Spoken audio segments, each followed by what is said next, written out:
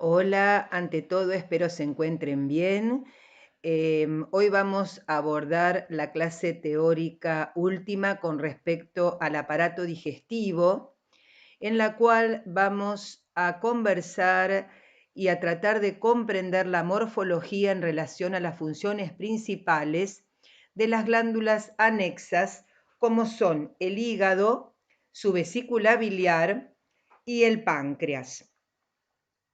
Las glándulas anexas al tubo digestivo son órganos que segregan secreciones exócrinas que van a colaborar para lograr una eficiente digestión. En el teórico número 7 ya hemos explicado los contenidos respecto a las glándulas salivales, que son las encargadas de sintetizar y liberar a la saliva. Y hoy nos vamos a centrar en el hígado, cuya secreción exócrina principal es la síntesis de bilis, que se acumula y concentra en la vesícula biliar, y el páncreas, cuya secreción exócrina principal es la de producir el jugo pancreático. Tanto las glándulas salivales como el hígado y el páncreas son considerados órganos macizos, es decir, van a poseer una cápsula periférica de tejido conectivo moderadamente laxo que los protege, desde la cual se emiten trabéculas o tabiques de tejido conectivo, conformando el denominado estroma, que va a servir como soporte estructural y también por donde discurren los vasos sanguíneos, vasos linfáticos y los terminales nerviosos. Además, podemos diferenciar el parénquima en un órgano macizo, que es la porción funcionante, que puede estar representada por una célula o por una estructura propia y característica de cada órgano. Las glándulas exócrinas se consideran a las glándulas cuyos productos sintetizados son secretados hacia una superficie o cavidad libre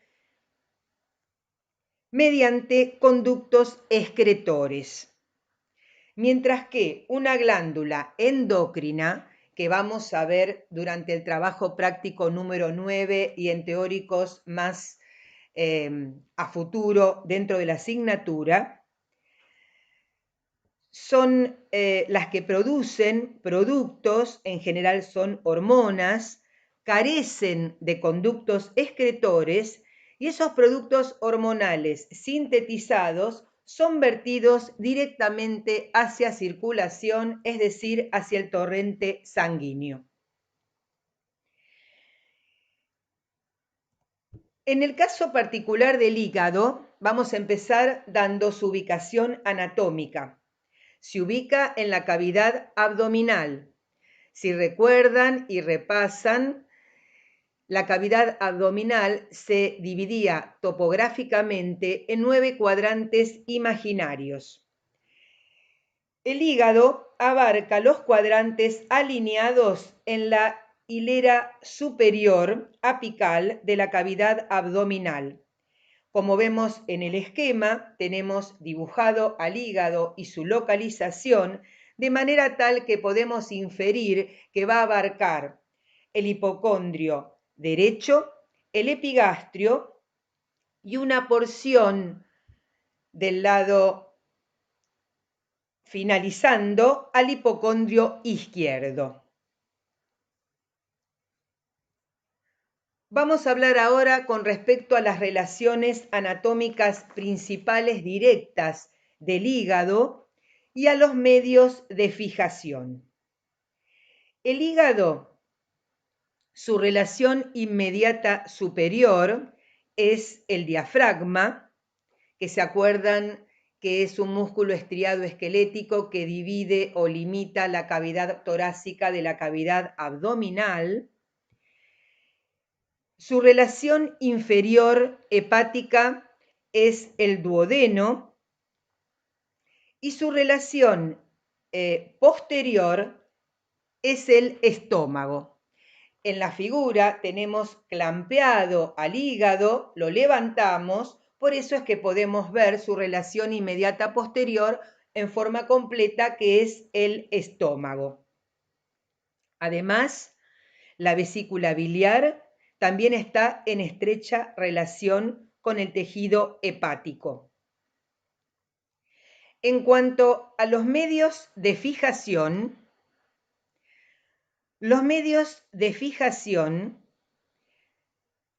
con respecto al hígado están formados por el ligamento coronario, el ligamento falciforme, el ligamento redondo y además el epiplón menor o gastrohepático.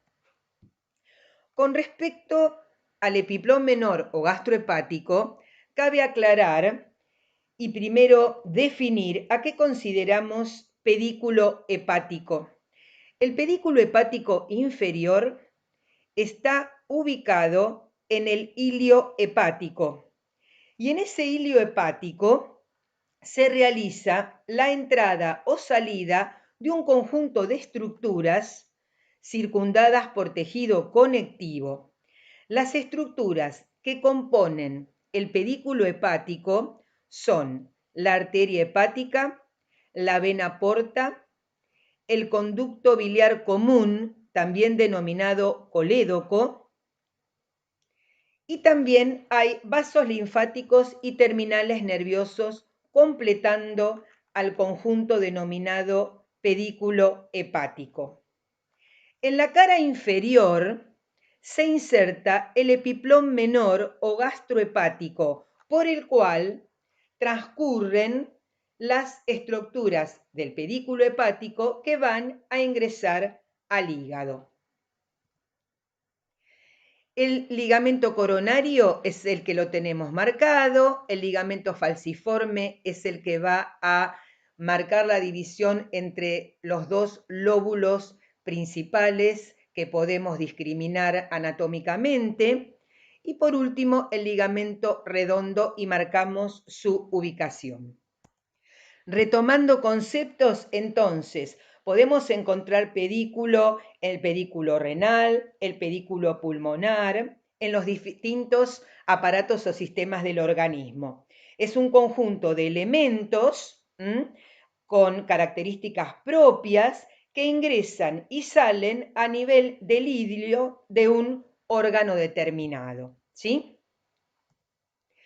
Pasamos a la siguiente diapositiva, donde vamos a explicar, tenemos dibujada la estructura anatómica del hígado, aclarando que el hígado está como órgano macizo revestido por una cápsula de tejido conectivo moderadamente laxo, denominada cápsula de Gleason, que es una cubierta serosa que corresponde al peritoneo visceral, rodea a esa cápsula, excepto donde el hígado se adhiere directamente al diafragma o a otros órganos.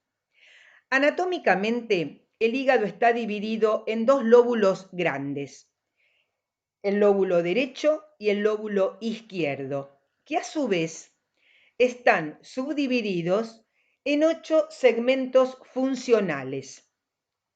Del lado izquierdo se encuentran los primeros 4 de ellos y del lado derecho los otros 4 restantes.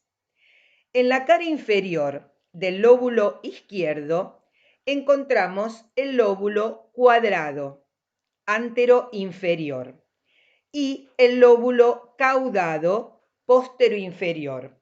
El lóbulo caudado tiene la particularidad de recibir sangre de ambas ramas vasculares, derecha e izquierda, y el crecimiento del caudado tiene un alto valor predictivo de cirrosis hepática, ¿sí? Se puede determinar esa patología con el agrandamiento de ese lóbulo en particular. En la superficie diafragmática El ligamento falciforme separa al lóbulo derecho del lóbulo izquierdo. Si se fijan en la figura, y además lo mostramos en la diapositiva inmediata anterior. La superficie visceral, que representa una vista inferior, observamos a la vena cava inferior y a la vesícula biliar. La vesícula biliar es el reservorio de la bilis producida por el hígado. Vamos a aclarar que la vesícula biliar es un órgano piriforme en forma de perita, ciego, pequeño, donde se almacena y se concentra la bilis sintetizada por el hígado. Ante un estímulo de la colecistoquinina, ¿sí?, liberada por células del sistema neuroendocrino difuso del tubo digestivo, que explicamos en la teórica anterior, la bilis es expulsada a través de diversos conductos hacia la luz duodenal. La mucosa de la vesícula biliar, histológicamente, está revestida por un epitelio de tipo cilíndrico simple, con glándulas, no posee muscular de la mucosa ni submucosa.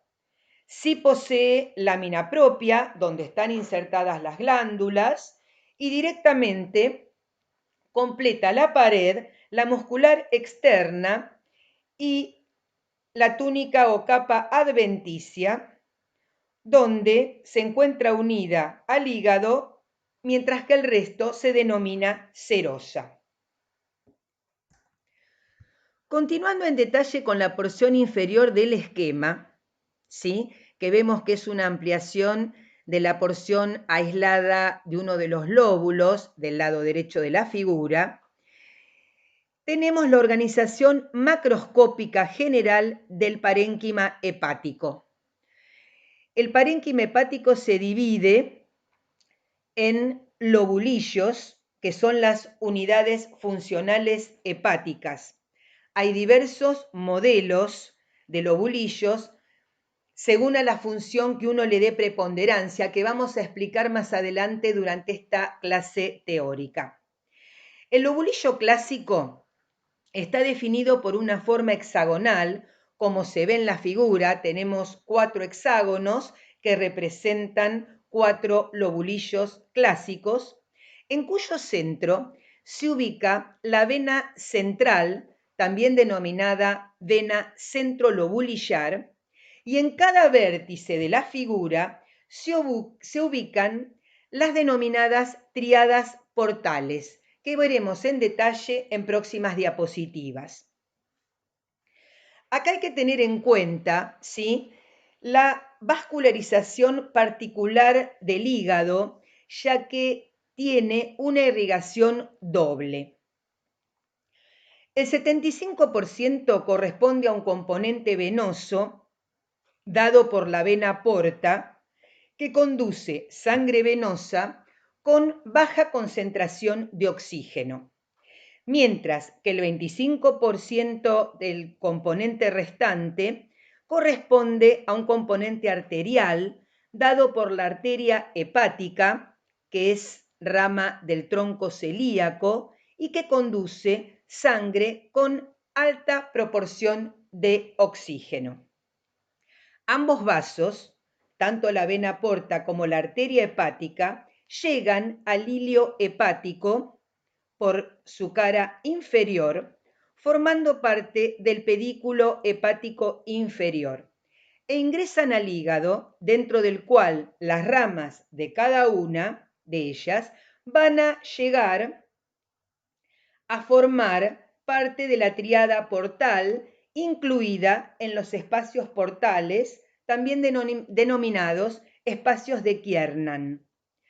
Completa la tríada portal, además de la rama de la vena porta y la rama de la arteria hepática, la rama de drenaje de la vía biliar, conformada por el conducto biliar interlobulillar, el cual no conduce sangre, sino que conduce bilis, la cual va a fluir en dirección opuesta al fluido de la sangre.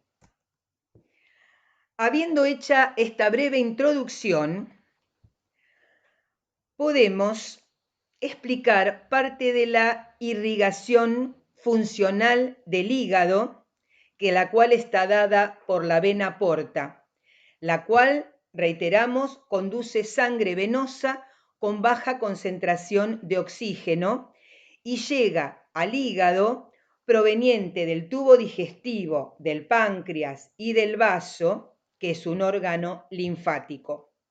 La sangre de la porta que entra al hígado va a contener sustancias nutritivas y tóxicas absorbidas en intestino, eritrocitos y sus productos de degradación provenientes del vaso, que es un órgano del sistema linfático, y además secreciones endócrinas del páncreas, de las células del sistema neuroendocrino difuso. Mientras que la irrigación nutricia está dada por la arteria hepática en forma preponderante, que es rama del tronco celíaco y que lleva sangre rica en oxígeno. Dado que la sangre de las dos fuentes se mezcla, justo antes de irrigar a los hepatocitos del parénquima, estos no quedan expuestos a sangre oxigenada en forma completa. La inervación está dada por sistema nervioso autónomo, en forma específica por el plexo solar, también denominado celíaco, y por el nervio vago, también denominado par décimo. La próxima diapositiva muestra un esquema del lobulillo clásico en forma de prisma con sus caras hexagonales y la irrigación sanguínea arteriovenosa. Dentro del hígado podemos identificar en cada uno de los vértices del lobulillo clásico a la rama de la vena porta, a la rama de la arteria hepática, rica en sangre oxigenada, y además a una estructura denominada sinusoides, a donde van a confluir ambos tipos de sangre, ¿sí? De esos sinusoides son capilares de tipo discontinuo, que están en estrecho contacto con los hepatocitos circundantes y que sirven para lograr hacer el intercambio de sustancias entre la sangre y los hepatocitos. Estos sinusoides, si miramos en la figura, tenemos el recorrido con la flechita blanca, desembocan en la vena central o vena centrolobulillar, presente en cada lobulillo hepático clásico, las cuales van a drenar en las venas sublobulillares para luego converger o desembocar en las venas hepáticas, que abandonan el hígado por su cara posterosuperior para drenar en la vena cava inferior. Las ramas de drenaje de la vía biliar, por donde circula bilis, está formada por el conducto interlobulillar, conducto biliar marcado en verde, que transcurre junto a las ramas de la arteria hepática y de la vena porta, completando los componentes de la tríada portal. La próxima diapositiva muestra preparados histológicos, donde está delimitado el lobulillo hepático clásico. Del lado izquierdo, el preparado histológico corresponde a un preparado que sufrió la técnica histológica convencional hasta llegar al montaje y poder identificarlo y resolverlo al microscopio óptico de campo claro, obtenido de cerdo. Mientras el preparado histológico del lado derecho es un preparado histológico de hígado humano. En el preparado histológico de cerdo tenemos el corte transversal del lobulillo hepático clásico teñido con un tricrómico, por eso se ven con esos colores particulares, y se define la figura hexagonal delimitada por tejido conectivo que forma parte del estroma del lobulillo y una clara delimitación del lobulillo hepático clásico porcino. Mientras que en el humano,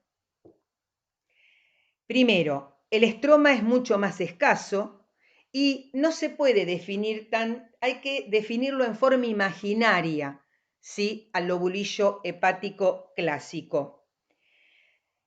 La vena central está ubicada en el centro del lobulillo hepático clásico y en cada uno de los vértices, si prestamos atención, en cada uno de los espacios portales se va a incluir a la tríada portal. Tenemos que pasarlo a mayor aumento para poder identificar al conducto que transporta bilis, a la rama de la arteria hepática y a la rama de la vena porta que van a transportar sangre. Además, aunque estamos a un aumento intermedio, podemos identificar a la célula mayoritaria del parénquima hepático, que son los hepatocitos. Los hepatocitos se ubican como vagones de un tren en hilera, formando hileras o trabéculas de hepatocitos. Algunos pueden ser binucleados y esas hileras de hepatocitos confluyen hacia la vena centrolobulillar. Además, intercalados y paralelos a cada una de las trabéculas de hepatocitos, encontramos la presencia de los sinusoides típicos presentes en el hígado. La vena central carece de las túnicas típicas del patrón que forma la pared de una vena, como ustedes ya recordarán y estudiaron en sistema cardiovascular.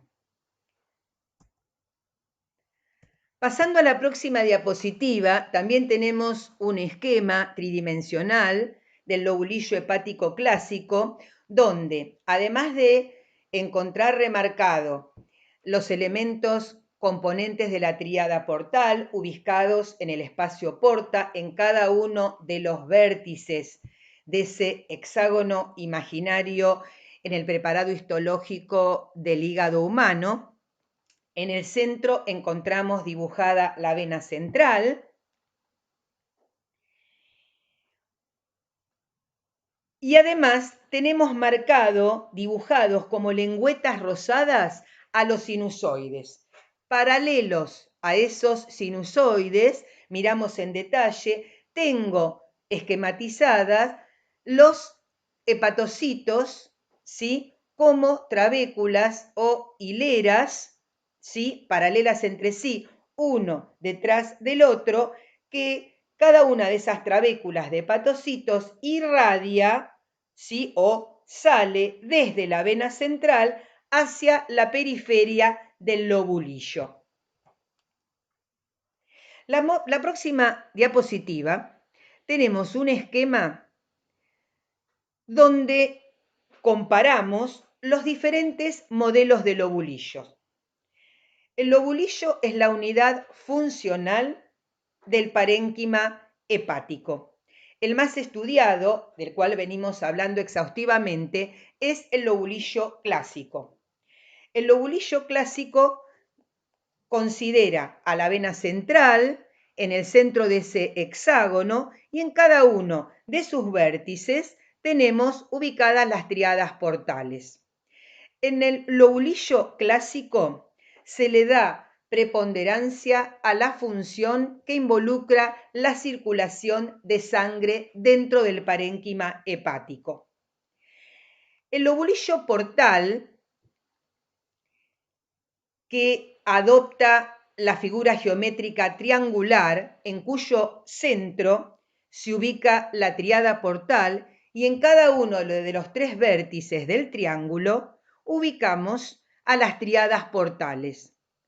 Considera como preponderante a la función y el sentido en el cual fluye la bilis dentro del parénquima hepático. Recordemos que la bilis es la función exócrina que realizan los hepatocitos, o sea, los hepatocitos son los que sintetizan y secretan bilis, la cual se va a almacenar y concentrar en la vesícula biliar. Y por último, el modelo de acino hepático, que adopta una forma de elipse. En el eje mayor de esa elipse ubico dos venas centrales contiguas, mientras que en el eje menor, perpendicular al mayor, se van a encontrar ubicadas dos tríadas portales. Este modelo le da preponderancia a la actividad metabólica, a la patología hepática y a la perfusión sanguínea. En el próximo esquema tenemos una imagen tridimensional donde tengo dibujado varios lobulillos clásicos, ¿sí? Fíjense que podemos contar 1, 2, 3, 4, 5, ¿sí? Donde ubicamos a la vena central o centro lobulillar en el medio de cada uno de ellos. Los sinusoides confluyen hacia esa vena central. Las trabéculas de hepatocitos, igual que los sinusoides, adoptan una disposición radial desde la vena central hacia la periferia del lobulillo.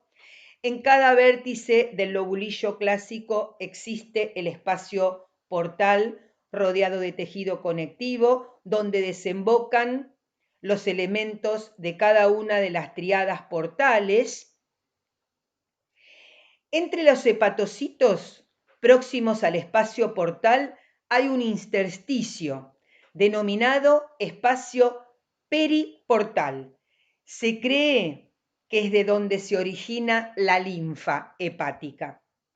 Luego tenemos dibujado un lobulillo portal, la figura triangular marcada en verde, que tiene como eje morfológico al conducto interlobulillar de la tríada portal y en cada uno de los vértices del triángulo a la vena central, resaltando la función exócrina principal, que es la secreción de bilis.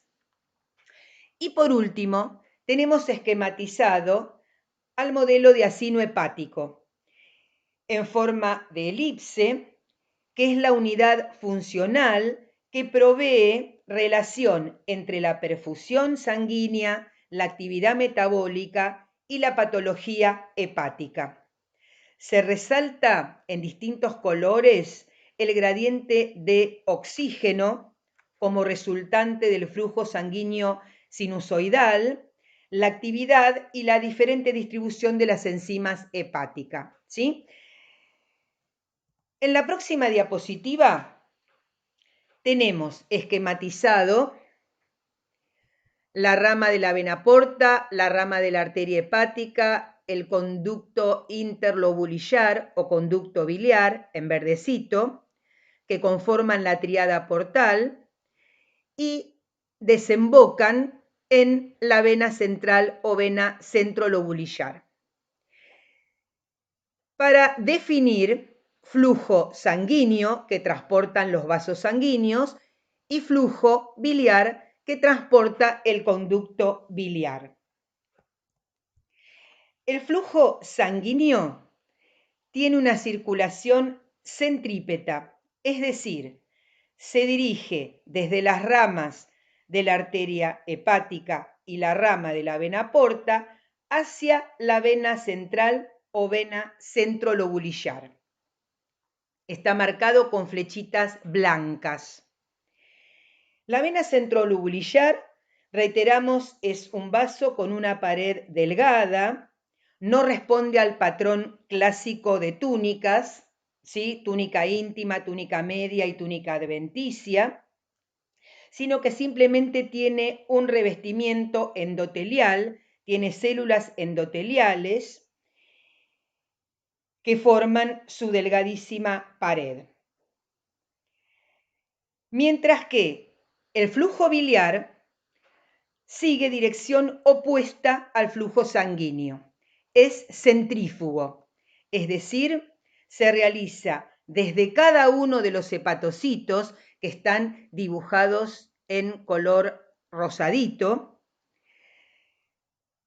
A través, la bilis se sintetiza en el hepatocito y sale de él a través de los canalículos biliares hacia el conducto biliar. Después vamos a explicar en otras diapositivas la vía biliar, el camino que sigue la bilis desde el lugar de síntesis hasta llegar a la vesícula biliar donde se va a almacenar. La próxima diapositiva nos muestra el parénquima hepático. Es un esquema donde tengo representado en el centro de la foto dos diapositivas donde tengo representado dos esquemas de dos hepatocitos contiguos, como si hiciese la microscopía electrónica de transmisión. O sea, puedo ver adentro qué compartimientos tiene más desarrollado cada una de las células hepáticas. Los hepatocitos están alineados, formando trabéculas o hileras hepáticas dentro de cada lobulillo. El citoplasma del hepatocito prevalece las características acidófilas, aunque en los lugares donde se encuentra el retículo endoplásmico granular y los ribosomas libres, puede presentar característica tintorial basófila. Tiene Golgi prominente, tiene mitocondrias, tiene peroxisomas, tiene retículo endoplásmico liso, tiene inclusiones de glucógeno como reserva que se puede desdoblar si ocurre la glucogenolisis para proveer glucosa. Por lo tanto, los hepatocitos son Paz positivo. Si yo le practico la técnica histológica de Paz, histoquímica selectiva y específica para definir y resolver hidratos de carbono de alto peso molecular, debido a la presencia abundante de inclusiones de glucógeno, me va a dar Paz positivo y puedo identificarlo al microscopio óptico de campo claro. Además, tengo también inclusiones lipídicas dentro de los hepatocitos. Fíjense que están representadas como esferas amarillito adentro del citoplasma del hepatocito. Dichas inclusiones lipídicas se solubilizan por la fijación química de la técnica histológica convencional. Debería, para poner en evidencia la presencia de lípidos, realizar una fijación física, como ser la congelación, y luego hacer una coloración específica con colorantes de tipo Sudán, Sudán rojo o Sudán negro, para poner de manifiesto la presencia de inclusiones lipídicas adentro del citoplasma de los hepatocitos y poder resolverlos al microscopio óptico de campo claro. Estamos repasando conceptos previos vistos durante trabajo práctico 1 y 2, aplicado al hígado, específicamente a su parénquima hepático, a los hepatocitos, que son la población celular mayoritaria de su parénquima. Pero además, completando el parénquima hepático, voy a tener a las células endoteliales que forman el epitelio de revestimiento de los sinusoides hepáticos y además otros tipos celulares que se denominan la célula de Kupfer y la célula de Ito. Los sinusoides, formados por células endoteliales, tienen un endotelio discontinuo, eso lo podemos corroborar con microscopio electrónico de transmisión, y aquí en el esquema también está dibujado, con fenestraciones grandes. Generalmente la membrana basal es discontinua y forman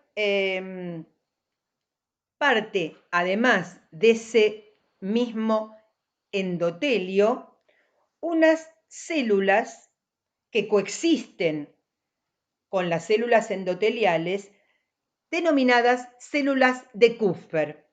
Las células de Kupfer son macrófagos fijos, o sea que van a cumplir con la función de fagocitosis y detoxificación de organelas muertas o de compuestos tóxicos, ¿sí?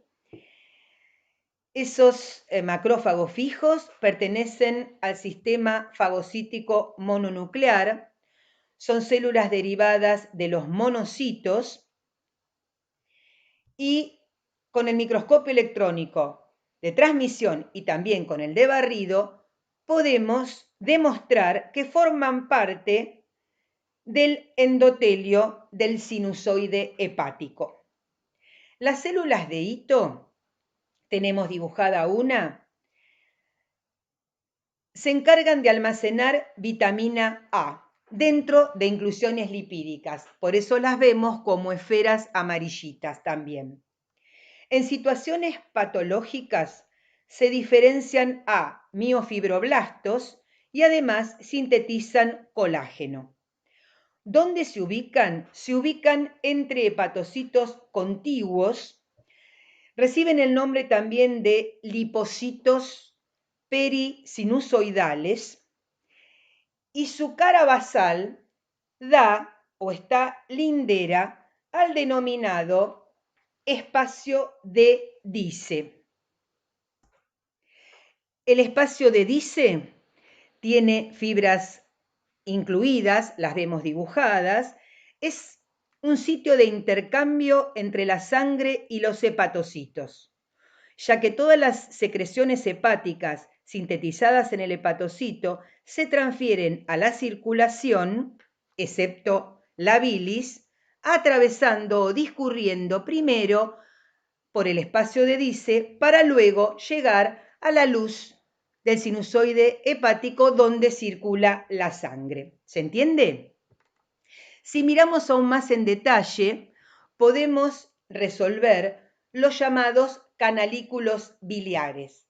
Los canalículos biliares que resultan de la interdigitación de la propia membrana plasmática de hepatocitos contiguos es por donde va a fluir la bilis sintetizada por el propio hepatocito. La próxima diapositiva representa histológicamente dos preparaciones histológicas con aumento intermedio.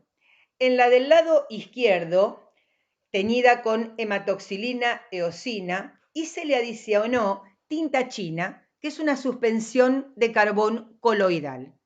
Si miramos en detalle, vamos a ver las células más grandes, poliédricas, con núcleo esférico y citoplasma acidófilo, representan a los hepatocitos. Fíjense que algunos hepatocitos pueden ser binucleados. Encontramos ejemplos dentro de la fotografía. Sin embargo, hay acúmulos de tinta china. Los acúmulos de tinta china están incluidos en las células de Kupfer, o sea, en los macrófagos fijos. Los macrófagos fijos van a fagocitar toda sustancia extraña de manera tal que donde yo vea depósito positivo de tinta china, puedo demostrar la presencia de células de Kupfer al microscopio óptico de campo claro, como muestra la figura. Otra forma de demostrar presencia de células de Kupfer en el microscopio óptico de campo claro es adicionar a la coloración de hematoxilina eosina en un preparado histológico al cual le practicamos la técnica histológica convencional, azul tripán o tripán blue. La célula de Kupffer va a endocitar al azul tripano, por lo tanto me va a dar positivo. La célula en el medio de la figura del preparado histológico del lado derecho demuestra que esa célula corresponde a una célula de Kupffer. La próxima diapositiva nos muestra un aumento intermedio al hígado. ¿Cómo lo justificamos? Podemos justificar que el órgano que estoy observando tenido con hematoxilina eosina es hígado porque veo los hepatocitos alineados, cuyo citoplasma es acidófilo, interceptado en las trabéculas de hepatocitos contiguos, veo los sinusoides, están marcados como S, inclusive veo un glóbulo rojo en el margen superior izquierdo, ¿sí? Donde voy a saber que es un sinusoide, que es un capilar discontinuo por el cual circula sangre. Y además tengo ampliado a una triada portal, donde veo la rama de la vena porta, la rama de la arteria hepática. Fíjense que la rama de la arteria hepática tiene la túnica muscular más desarrollada y veo la rama del conducto biliar, cuyo epitelio de revestimiento es cúbico simple. Rodeando a todos los componentes que forman la tríada portal, encuentro el tejido conectivo típico del espacio porta. La foto que estamos explicando ahora corresponde a cómo puedo resolver células de hito, también denominadas células estrelladas, es otro de los nombres, ¿sí? Además del lipocito perisinusoidal, haciendo una técnica inmunohistoquímica para poder resolver a estas células al microscopio óptico de campo claro. Veo los hepatocitos en hilera, el núcleo basófilo, ¿sí? De cada uno de ellos, interpuesto los sinusoides en cortes longitudinales. Sin embargo, donde veo color amarronado, ¿sí? Depósito ocre intenso, se produjo la reacción antígeno-anticuerpo con smactina específica y selectiva para demostrar presencia de células de hito. Vamos a hablar ahora con respecto a las células endocrinas y metabólicas del hígado. El hígado sintetiza proteínas plasmáticas. Las más importantes son la albúmina, lipoproteínas como VLDL, LDL, HDL, glucoproteínas, proteínas típicas de la cascada de coagulación como son la protrombina, el fibrinógeno y también globulinas no inmunes. Además, los hepatocitos almacenan y se encargan de la conversión de vitaminas y del hierro. Almacenan, metabolizan y se encargan de la homeostasis del hierro como ferritina. Otra de las funciones que ya vimos es el almacenamiento de glucógeno, cuya glucógenolisis, que van a ver en detalle en asignaturas a futuro, como son química biológica, o fisiopatología, o fisiología, donde se desdobla el glucógeno para producir y suministrar glucosa a nuestro organismo. Se encargan también del metabolismo de lípidos, los metabolizan para lograr formar ácidos grasos y producción de cuerpos cetónicos. También se encargan de síntesis y del transporte del colesterol. Sintetizan también urea y aminoácidos no esenciales a partir de amonio, derivados de degradación de proteínas y de ácidos nucleicos. Se encargan del metabolismo de algunas hormonas. La principal es la tiroxina, que es una hormona tiroidea que vamos a ver en sistema endocrino, que se convierte acá en el hígado en su forma activa denominada T3. La hormona de crecimiento, cuya acción se modifica por un polipéptido sintetizado en el hígado, que es un factor de crecimiento. La insulina y el glucagón, que son hormonas pancreáticas, que vamos a ver al finalizar la teórica, son degradadas principalmente en el hígado y en los riñones.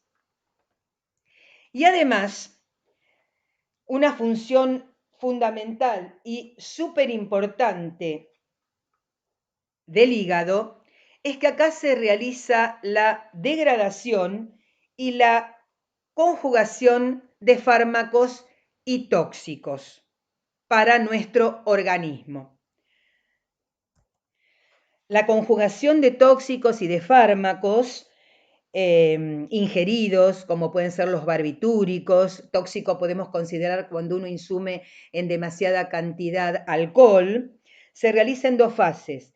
Primero hay una oxidación y luego hay una conjugación para hacerlos hidrosolubles de manera que se eliminen a través del riñón por la orina en condiciones normales. Todas estas funciones endocrinas y metabólicas que acabamos de enumerar y de explicar se realizan en el hepatocito. Como función exócrina del hígado es la síntesis y producción de bilis, la cual va a ser liberada hacia una cavidad o superficie libre y también se realiza en el propio hepatocito. Los componentes principales de la bilis son el agua, en la cual se disuelven los demás componentes. Hay fosfolípidos como la lecitina y colesterol, ácidos biliares primarios y secundarios como el ácido cólico, el desoxicólico, integrantes de las sales biliares, pigmentos biliares y también electrolitos como sodio, potasio, calcio, magnesio, cloruro, bicarbonato.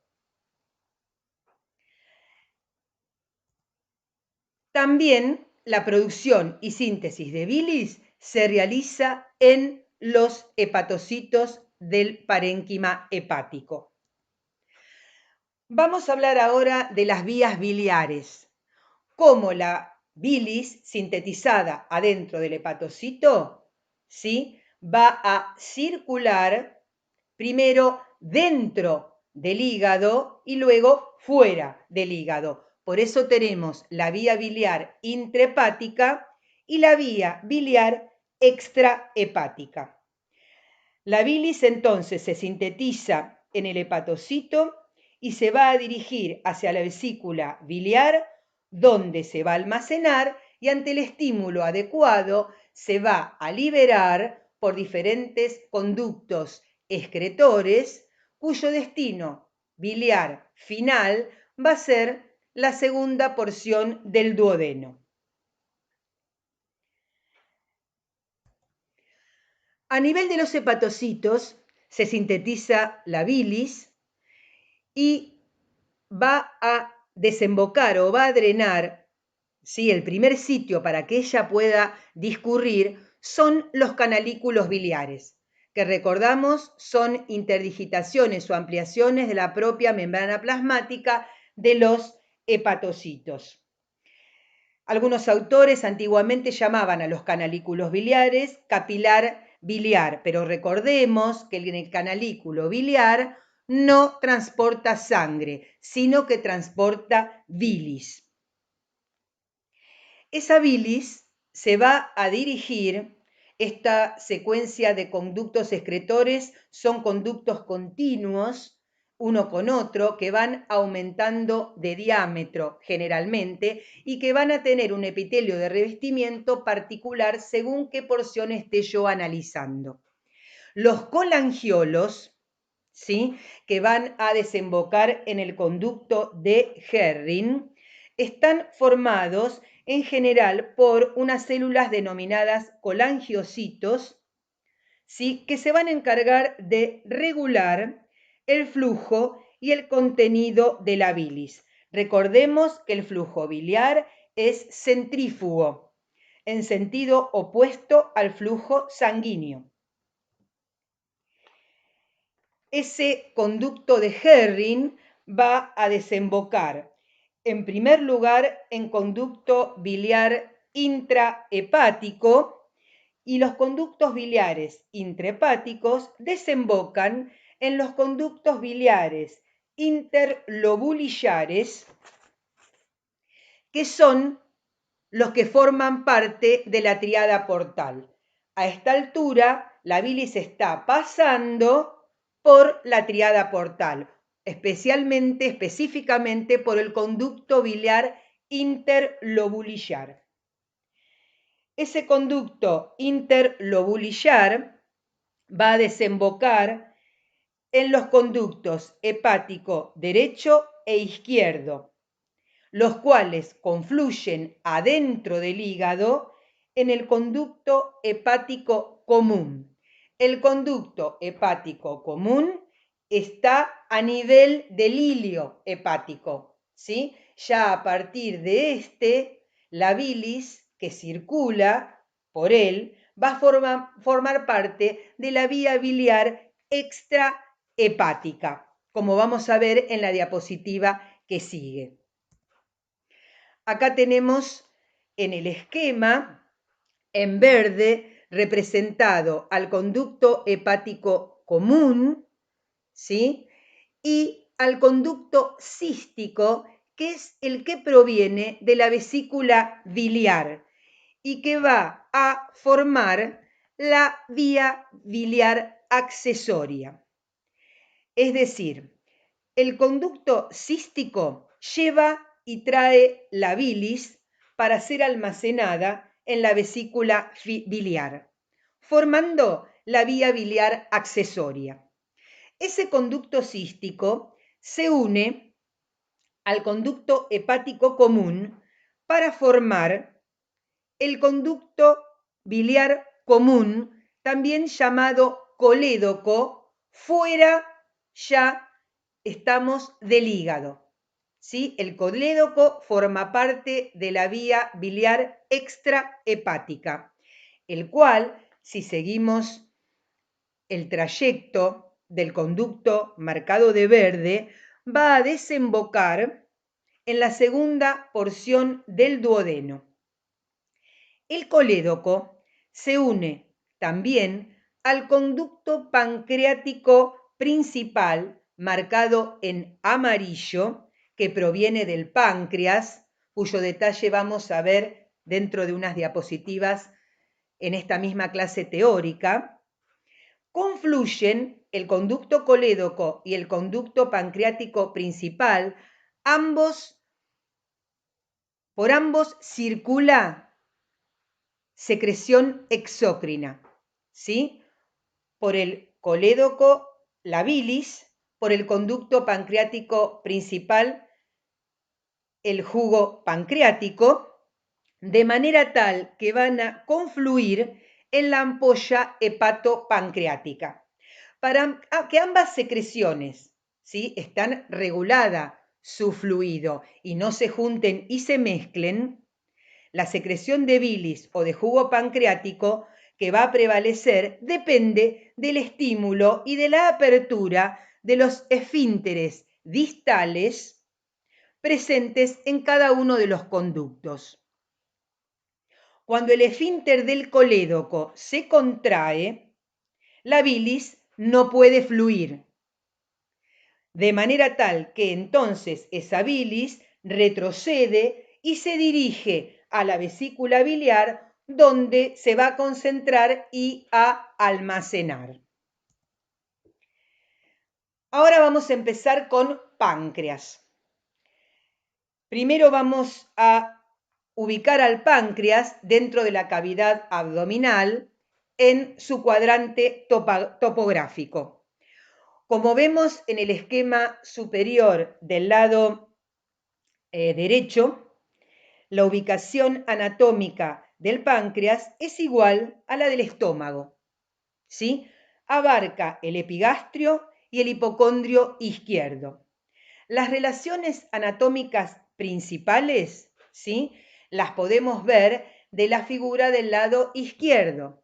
Tenemos esta vez clampeado con brochecitos, levantado al estómago, de manera tal que la cara posterior del estómago está lindando en forma directa con el páncreas en toda su extensión.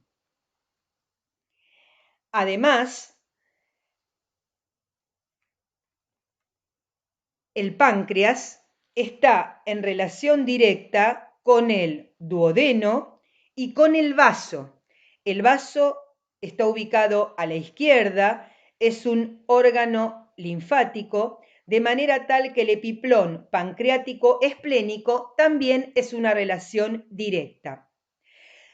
La cara posterior del páncreas está en relación directa, como lo vemos en la figura del lado derecho abajo, con la aorta, con la arteria mesentérica superior, con la glándula adrenal izquierda y con el riñón izquierdo.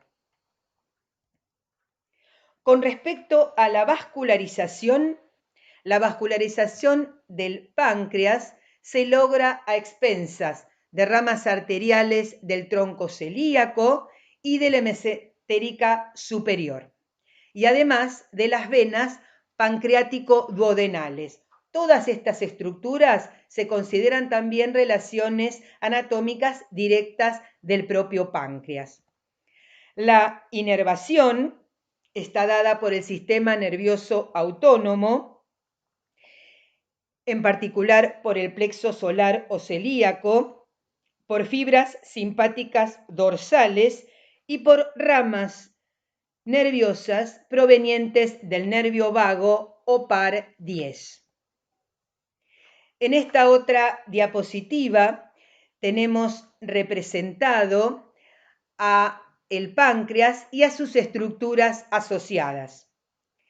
Ya hablamos en particular por la vía biliar intra y extrahepática. Ahora nos vamos a centrar en la imagen que representa al páncreas dibujado de amarillo, donde tengo dibujado los dos conductos pancreáticos. El conducto pancreático principal, también denominado de Wirsum, y el conducto pancreático accesorio, denominado de Santorini.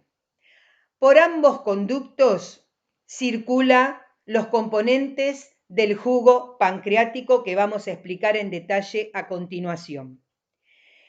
El conducto principal o de Wirsum recorre al páncreas desde la cola del páncreas hasta su cabeza, desembocando junto con el colédoco en la segunda porción del duodeno, en una región denominada papila duodenal mayor o carúncula mayor. Mientras que el conducto accesorio o de Santorini, que puede no existir en algunas personas, este se ubica desde la parte superior de la cabeza del páncreas hasta desembocar, ¿sí?, en la carúncula menor duodenal. Ambos sintetizan y secretan componentes del jugo pancreático para facilitar la digestión de los nutrientes, ya sean proteínas, hidratos de carbono o lípidos, a nivel del segunda porción del duodeno, y además sintetizan bicarbonato, unas células particulares que vamos a ver próximamente de estos conductos. Ese bicarbonato va a neutralizar el pH ácido del quimo estomacal. Entonces, el páncreas es un órgano macizo. Quiere decir que yo voy a poder identificar estroma de tejido conectivo, que le va a servir de esqueleto, donde discurren trabéculas o tabiques que lo van a tabicar en lóbulos y lobulillos, y además el parénquima pancreático. Y se considera también, al igual que el hígado, de secreción mixta. La diferencia es que la secreción exócrina y endocrina que produce y sintetiza el hígado la realizan los propios hepatocitos. En cambio, acá en el páncreas, la secreción exócrina la realizan los acinos pancreáticos, junto con su porción excretora compuesta por conductos excretores, mientras que la porción endocrina del páncreas, que va a sintetizar sustancias que se van a dirigir al torrente sanguíneo o circulación, está representada por una estructura denominada islotes de Langerhans. Vamos a hablar de la porción exócrina del páncreas.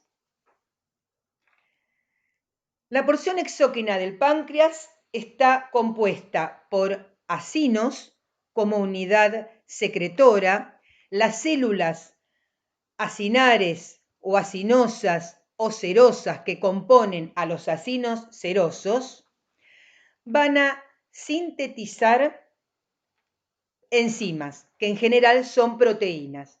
Los acinos, entonces, de la porción exócrina pancreática son acinos de tipo seroso. Los vemos dibujados, ¿sí? Cada una de las células secretan enzimas. Cada uno de esos acinos va a liberar las enzimas sintetizadas hacia la primer porción o segmento de los conductos excretores, denominada conducto intercalar. En el caso particular del páncreas, acá no tenemos conducto estriado, como si estaban presentes en las glándulas salivales, ¿sí? Sin embargo, los acinos serosos, ¿sí?, del páncreas son idénticos a los acinos serosos de las glándulas parótidas, que ya vimos en la primera clase teórica de aparato digestivo.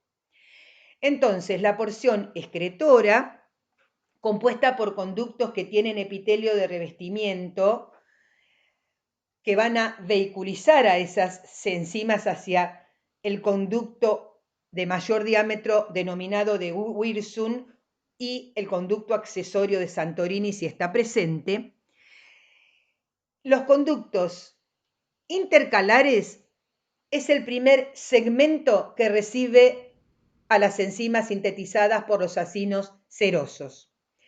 Esos conductos intercalares se van a diferenciar, es un único conducto que va variando el epitelio de revestimiento, en conductos interlobulillares, luego en interlobulares, como el que está marcado, y por último en el conducto mayor principal y en el accesorio.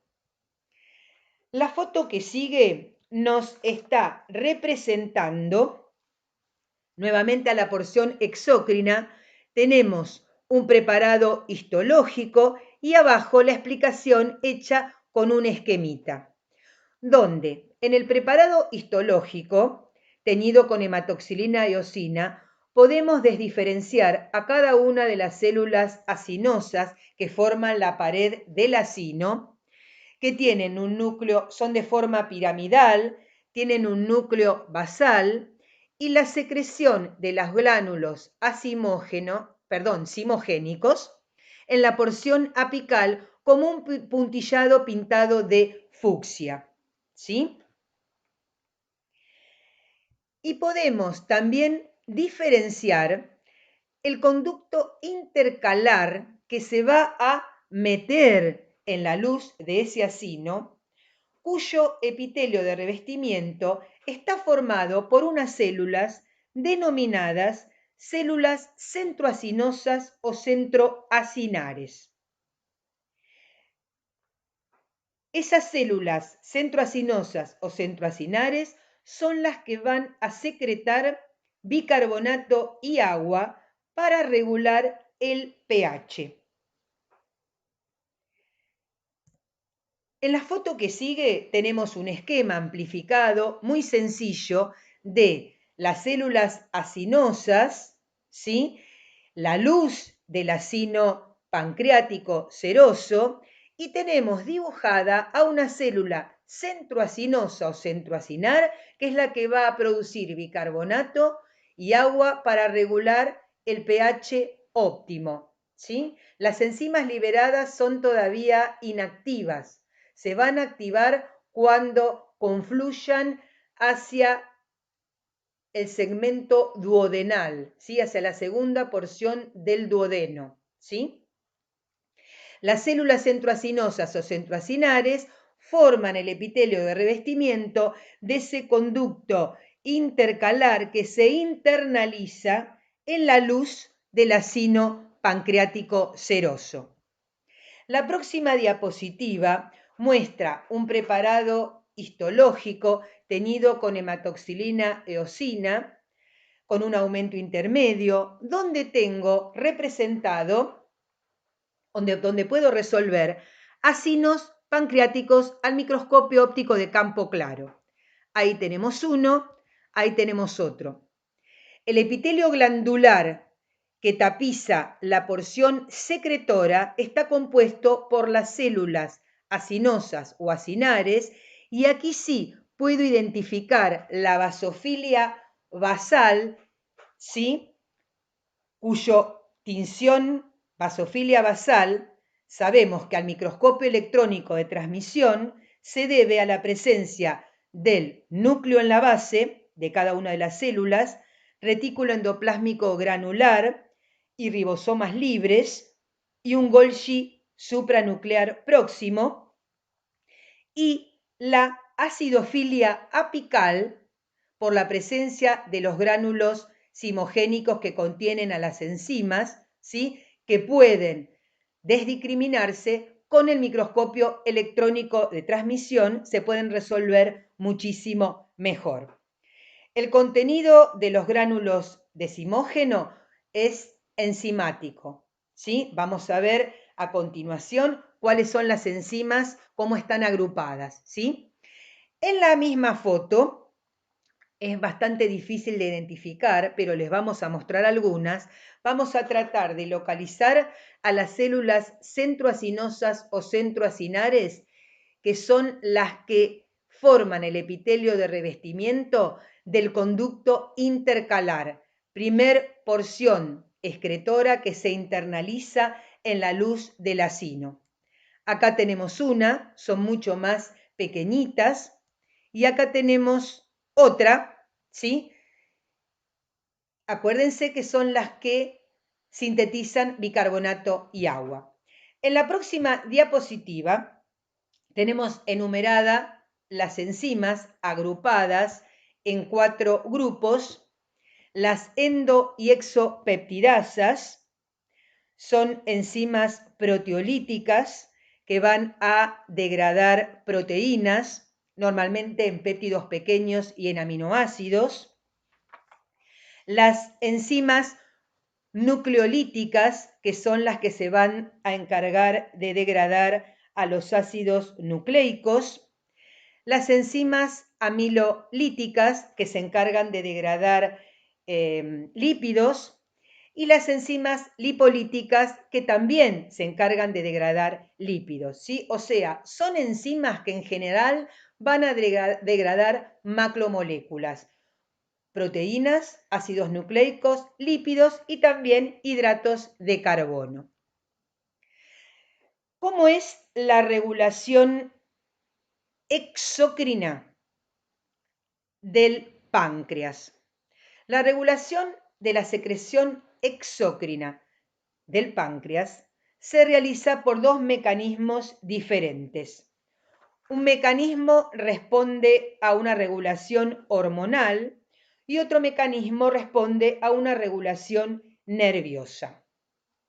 La regulación hormonal está dada gracias a la secreción de dos hormonas, secretina y colecistoquinina, que vimos que provenían por células de la mucosa del intestino delgado.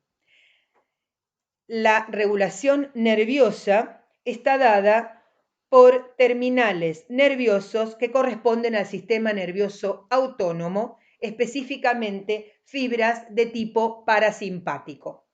La secretina es producida por las células S del intestino delgado, la colecistoquinina es producida por células I del mismo intestino delgado. La secretina favorece la liberación de bicarbonato por parte del conducto excretor, por parte del conducto intercalar, con un bajo contenido enzimático, mientras que la colecistoquinina favorece la liberación de enzimas, o sea, activa a las células acinosas que forman los acinos serosos del páncreas exócrino. Vamos a hablar ahora de la porción endocrina del páncreas. La porción endocrina del páncreas, o sea, la que realiza la síntesis y secreción hormonal hacia circulación sanguínea, está lograda gracias a la presencia de unas estructuras denominadas islote de Langerhans. Los islotes de Langerhans adoptan histológicamente diferente morfología, ¿sí? Que vemos es forma esférica, pero a veces adoptan una forma totalmente diferente. La porción endocrina está metida, rodeada dentro de los acinos y conductos. O sea, la porción endocrina del páncreas está metida dentro de la porción exócrina del mismo órgano. Si nosotros miramos el preparado teñido con HIE, podemos ver gran cantidad de núcleos, pero no podemos discriminar o resolver qué tipo de célula, ¿sí?, sintetiza las diferentes hormonas. En cambio, del lado izquierdo tenemos un esquema que representa al mismo islote de Langerhans, donde veo si le hago una técnica inmunohistoquímica, ¿sí?, o maloriazán para microscopía óptica, yo puedo discriminar diferentes tipos de células. Veo características tintoriales de cada uno de los citoplasmas diferentes. La célula A se tiñe de un color diferente a las células B, que son las que están en mayor proporción, y diferente a la célula C. Quiere decir que cada uno de estos tres tipos celulares, que son los que están en mayor número y son los principales del islote de Langerhans, van a sintetizar cada uno de ellos hormonas diferentes. Las células A, también denominadas células alfa, son las que producen glucagón. El glucagón favorece la liberación de glucosa al torrente sanguíneo, favorece la gluconeogénesis y la glucogenólisis hepática. Es decir, puedo desdoblar el glucógeno presente en los hepatocitos en glucosa y de esta manera proveer mayor concentración de glucosa a nivel sanguíneo, por efecto positivo de esta hormona denominada glucagón. Las células beta o B, que son las que hay en mayor proporción en condiciones normales en los islotes de Langerhans en un individuo, son las que sintetizan y secretan hacia el torrente sanguíneo la hormona denominada insulina. La insulina favorece la captación y el almacenamiento de glucosa, ¿sí? Estimula la glucólisis. Y por último, las células D, también denominadas células delta, que son las que producen una hormona que ya vimos, porque también se es producida por las hormonas a nivel de la mucosa del tubo digestivo. La particularidad de la somatostatina, independientemente de su lugar de síntesis, es que es una hormona con acción parácrina, es decir, actúa regulando la secreción de células vecinas, contiguas. En el caso particular del islote de Langerhans, la somatostatina sintetizada por las células D actúan inhibiendo o regulando la secreción de insulina y de glucagón, ¿sí? O sea, de células alfa y beta vecinas y que forman parte del parénquima endocrino del islote de Langerhans. Además, se sabe que hay otras células que están en menor proporción y que también producen hormonas. La célula D produce péptido intestinal vasoactivo. La célula PP produce polipéptido pancreático. Las células enterocromafines producen secretina, motilina y sustancia P. La célula épsilon produce grelina. Recuerden que el destino final de todas estas sustancias va a ser el torrente sanguíneo. Y por último, tenemos una vista panorámica del parénquima pancreático, teñido con hematoxilina eosina, donde podemos desdiferenciar en el centro un islote de Langerhans, que forma la porción endocrina del órgano que se llama páncreas.